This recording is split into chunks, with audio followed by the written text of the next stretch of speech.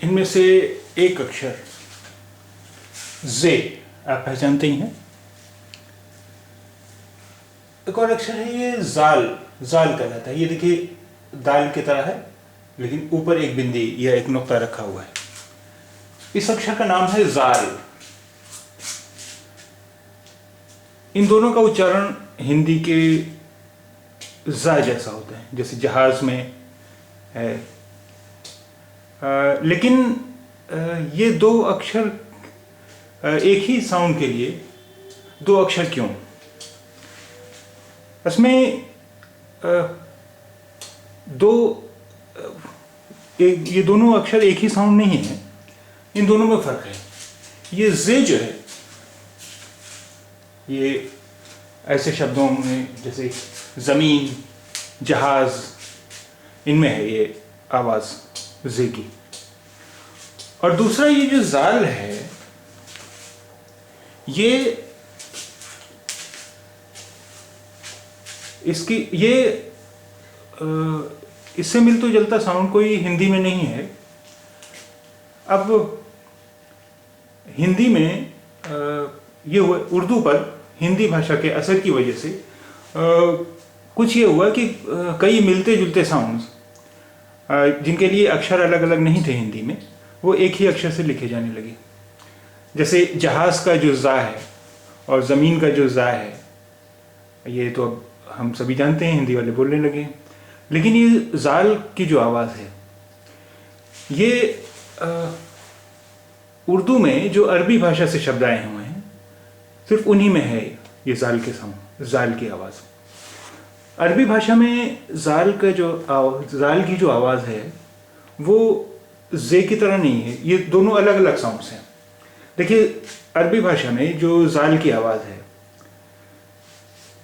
व और जे की आवाज़ जो है वो जा, जो कि जहाज में है।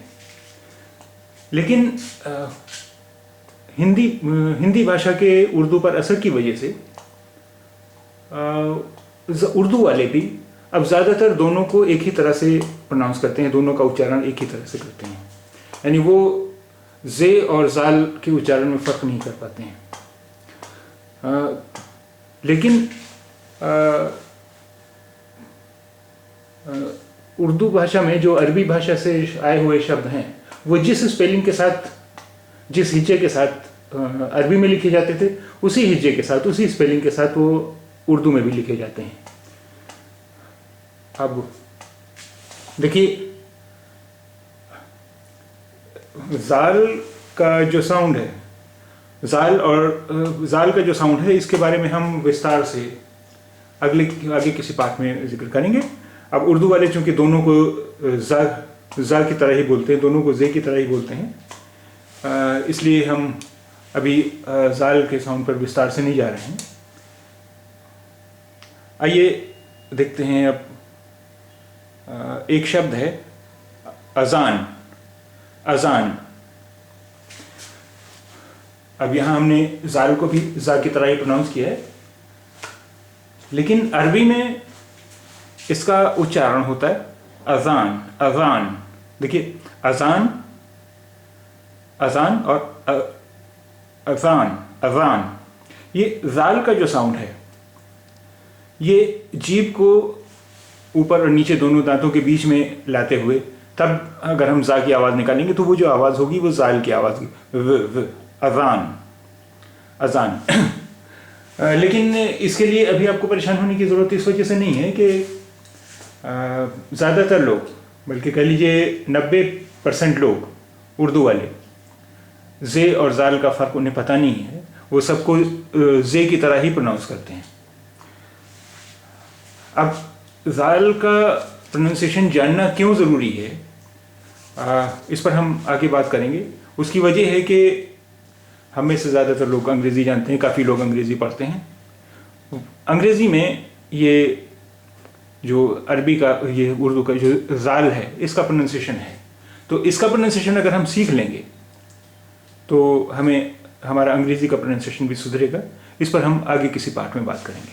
अभी तो हम ये मानेंगे कि ये भी जे की तरह ही इसका साउंड है। अच्छा, एक और अक्षर है, ये कहलाता है जे।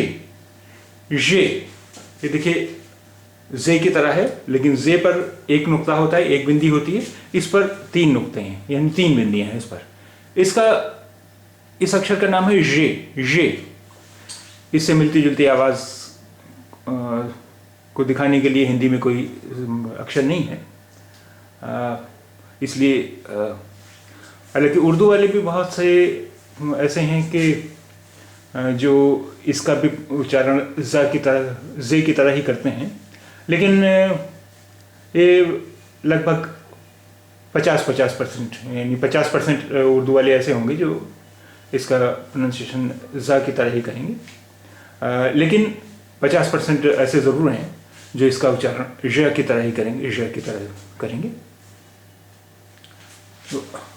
लेकिन ये फारसी भाषा से उर्दू में आए हुए कुछ शब्दों में ही है, और इसका इस्तेमाल बहुत ज़्यादा नहीं हुआ है।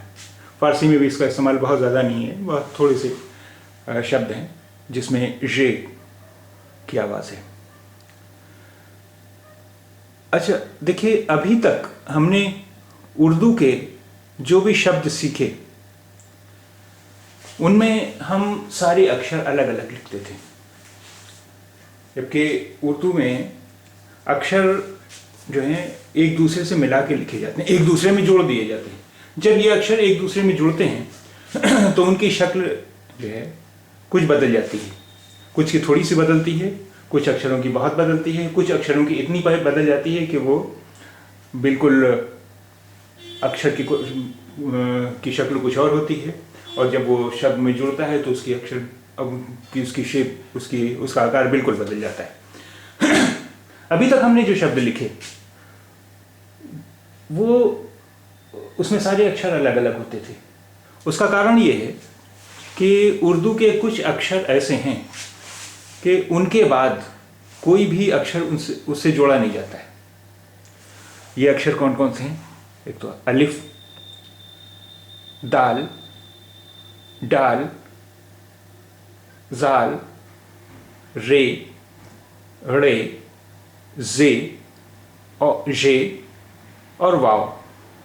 ये अक्षर ऐसे हैं कि इनके बाद अगर कोई अक्षर पड़ता है तो वो इनके साथ जोड़ा नहीं जाएगा, वो फिर हमें अलग से ही लिखना पड़ता है। जैसे एक शब्द है राज, रे अलिफ जीम।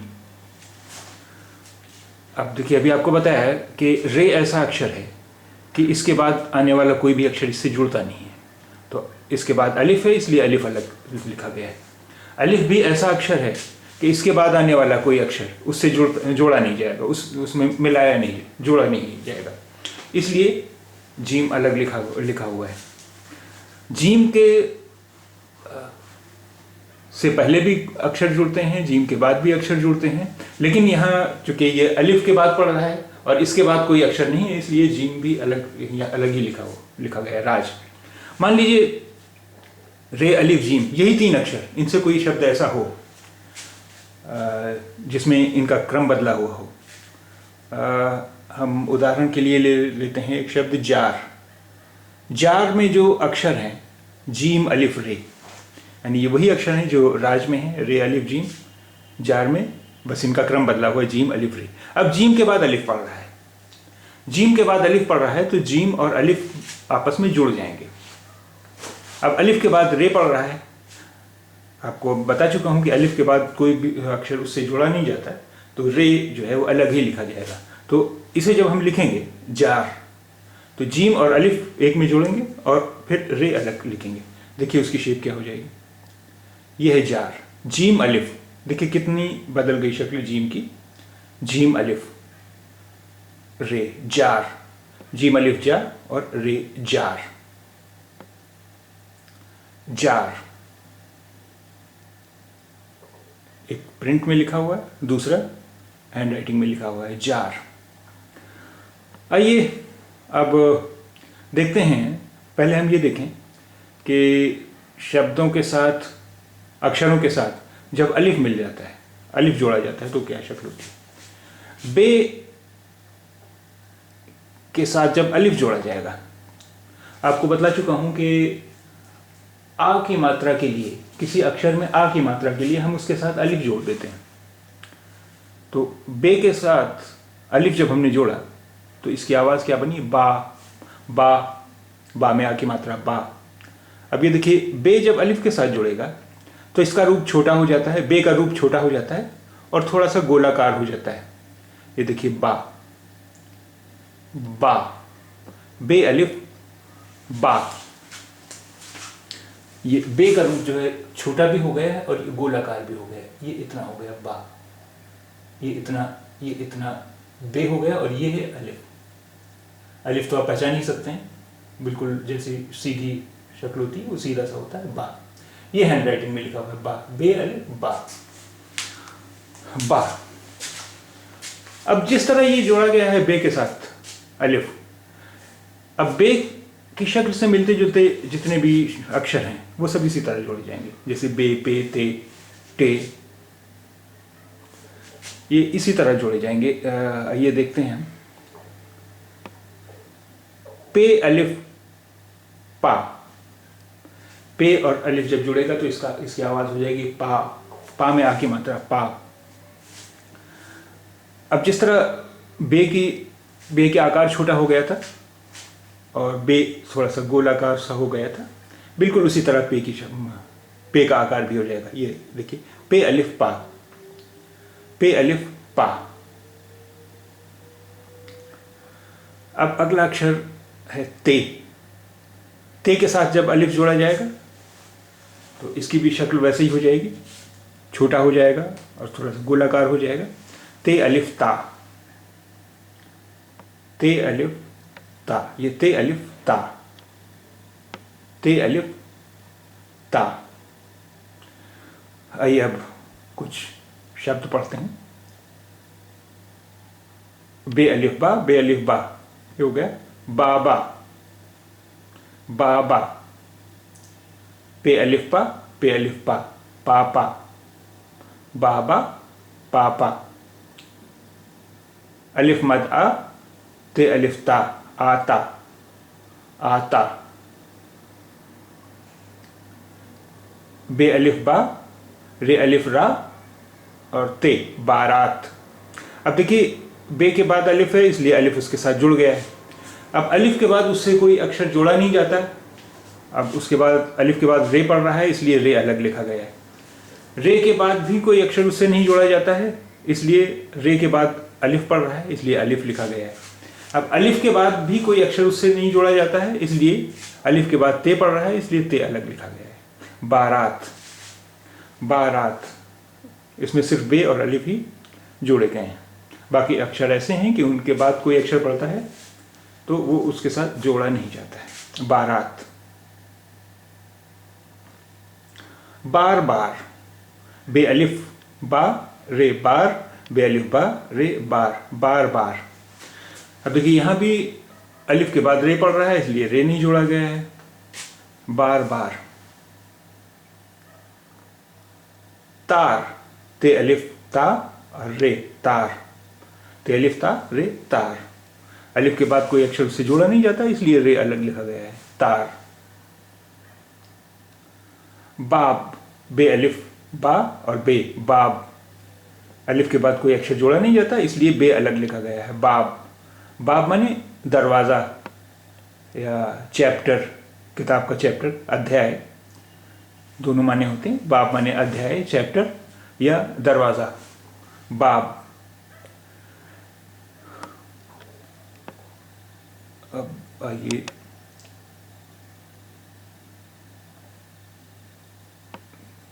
देखते हैं। आ बाबा आ, ये एक पूरा सेंटेंस बन गया। आ अलिफ मत आ, बे अलिफ बा, बे अलिफ बा, बाबा अलिफ मत आ बाबा आ।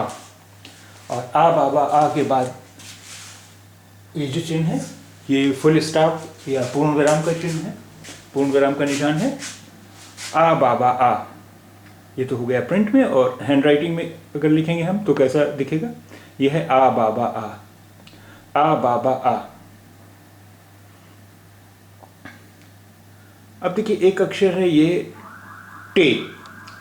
इस अक्षर का नाम है टे।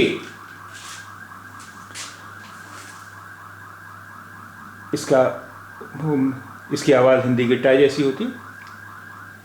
टे के साथ जब अलिफ जोड़ा जाएगा तो ये हो गया टे अलिफ टा। टे अलिफ टा यानी टा में आगे मात्रा टा, टा। अब आइए कुछ शब्द पढ़ने की कोशिश करें।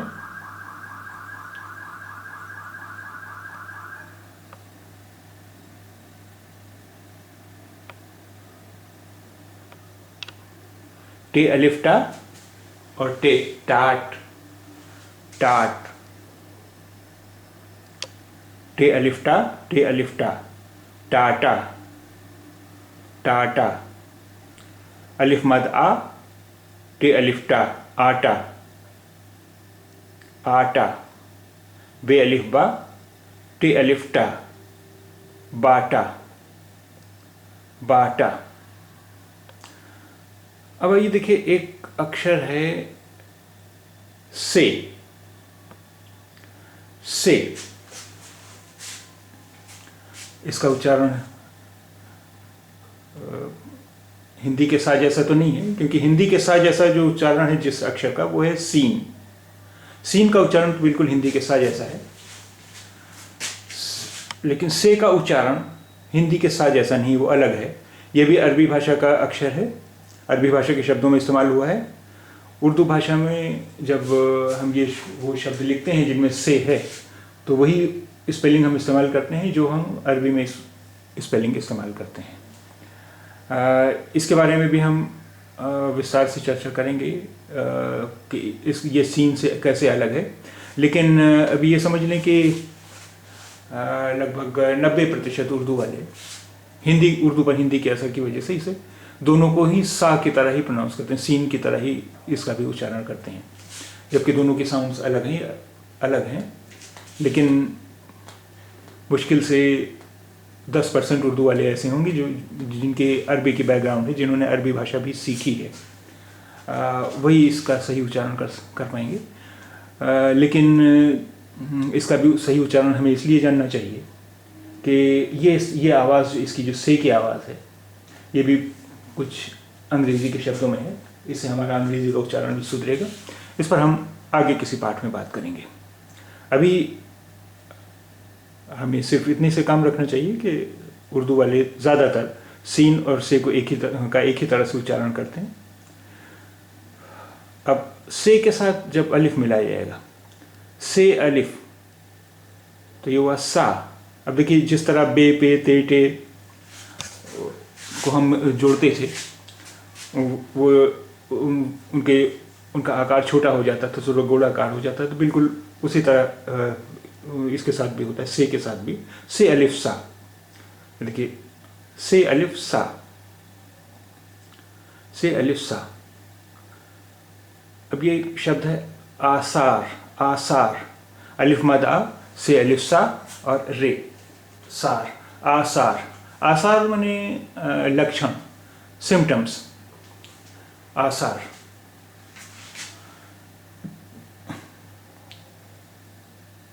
आसार। अब देखिए एक अक्षर है नून। नून हालांकि बे पे ते टे से की तरह तो नहीं है, इसकी शेप अलग है, ये गोल सी शेप है इसकी। लेकिन जब इसके बाद अलिफ इसमें जोड़ा जाएगा तो इसकी भी शेप छोटी हो जाएगी और ये बिल्कुल वैसे ही दिखेगा जैसा बे पे ते टे से जोड़ने पर दिखता है। आइए देखते हैं। नून प्लस अलिफ हो गया ना, ना में आकी मात्रा, ना, ना, ना। अब आपको नाम लिखना हो तो ये नून अलिफ ना, और अलिफ के बाद कोई अक्षर उससे जुड़ता नहीं, इसलिए इसके बाद मीम लिख दिया जाएगा, नाम।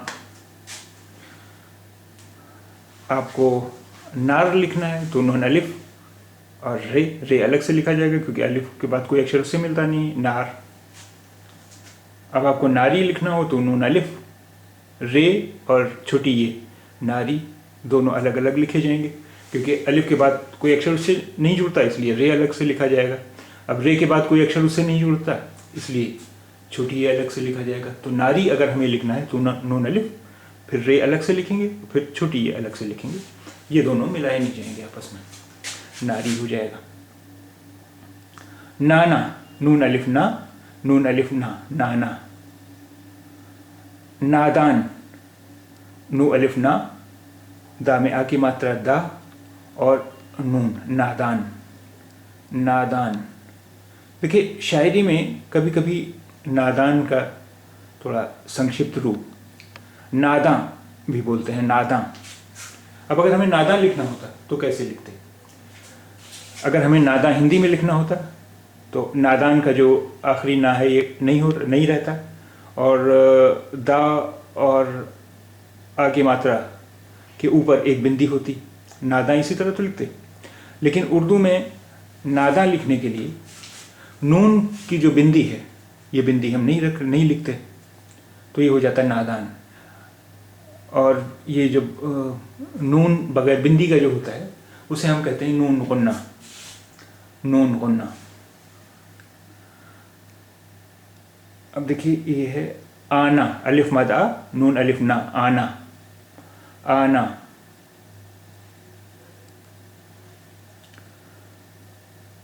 ताना बाना, ते अलिफ ता, नून अलिफ ना, बे अलिफ बा, नून अलिफ ना, बाना, ताना बाना, ताना बाना, ताना बाना।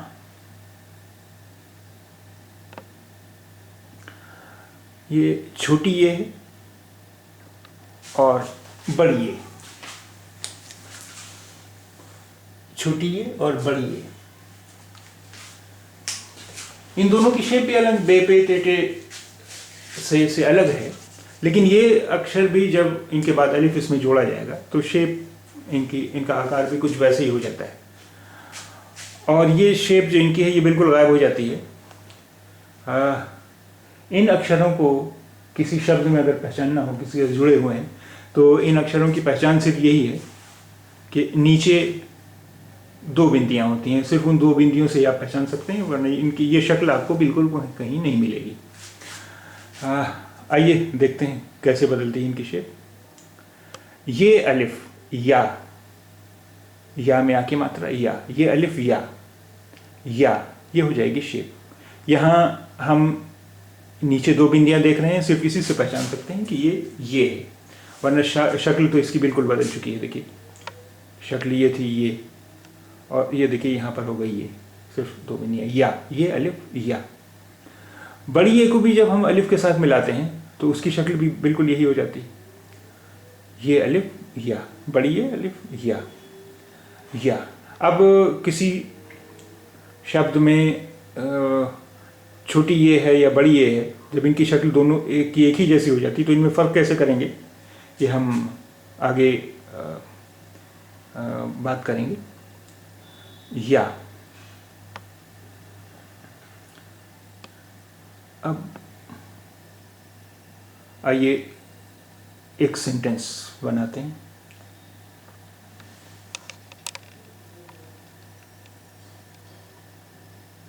इसे पहले तो पढ़ने की कोशिश कीजिए। रे और बे, रब।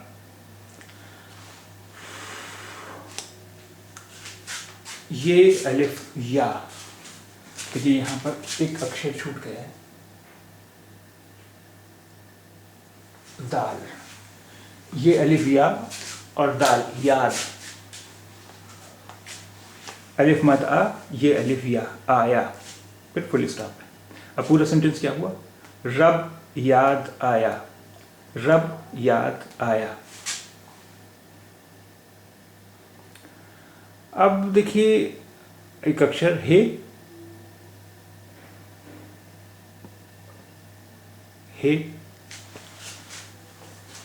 इस अक्षर का नाम है हे। इसका उच्चारण हिंदी के हा जैसा ही होता है। ये बे पे तेटे जैसी तो इसकी शेप नहीं है, जैसी शक्ल इसकी नहीं है, लेकिन ये भी जब अलिफ के साथ मिलाया जाता है तो इसका भी शेप कुछ वैसे ही बनेगा। ये देखिए ये हो गया, ये और ये नीचे लटकन लगी हुई, ये इतना हुआ हे, ये है हे, और फिर ये अलिफ हा, हा, हे अलिफ हा,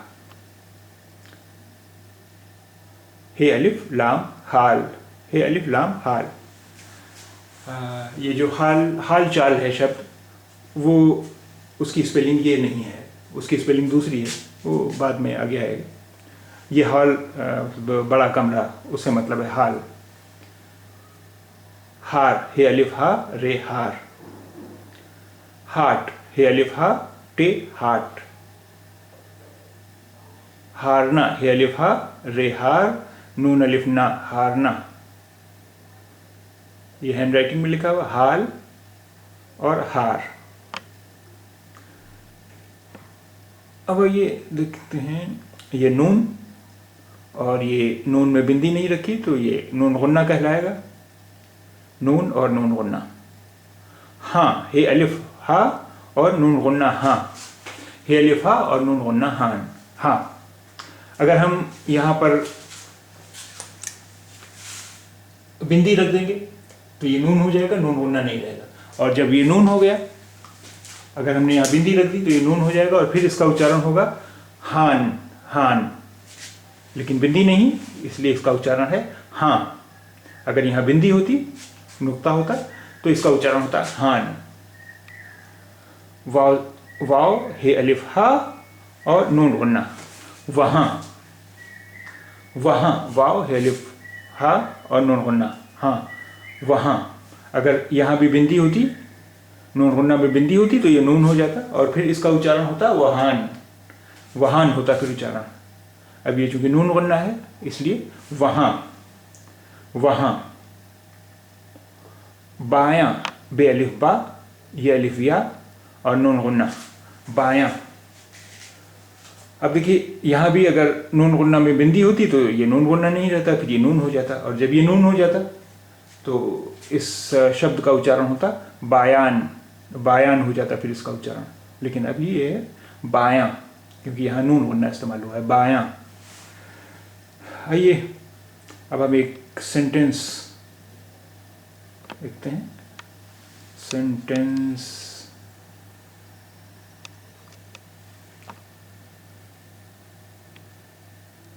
देखिए सेंटेंस थोड़ा बड़ा है। हे अलिफ हा नून गुन्ना, फिर उसके बाद ये जो आप देख रहे हैं ये कॉमा है, उर्दू में कॉमा इसी तरह लगता है। हे अलिफ हा नून गुन्ना हाँ, रे अलिफ रा मीम राम, अलिफ मद आ जीम आज, वाव, हे अलिफ हा और नून गुन्ना वहाँ, दाल वाव दो, बे अलिफ बा और रे बार, अलिफ मद आ ये अलिफ या आया। अब पूरा सेंटेंस क्या हुआ? हाँ राम आज वहाँ 2 बार आया, हाँ राम आज वहाँ 2 बार आया। इसके नीचे जो लिखा हुआ है वो हैंड राइटिंग में लिखा हुआ है, हैंड राइटिंग में लिखेंगे तो कुछ इसी तरह का दिखेगा, हाँ राम आज वहाँ 2 बार आया।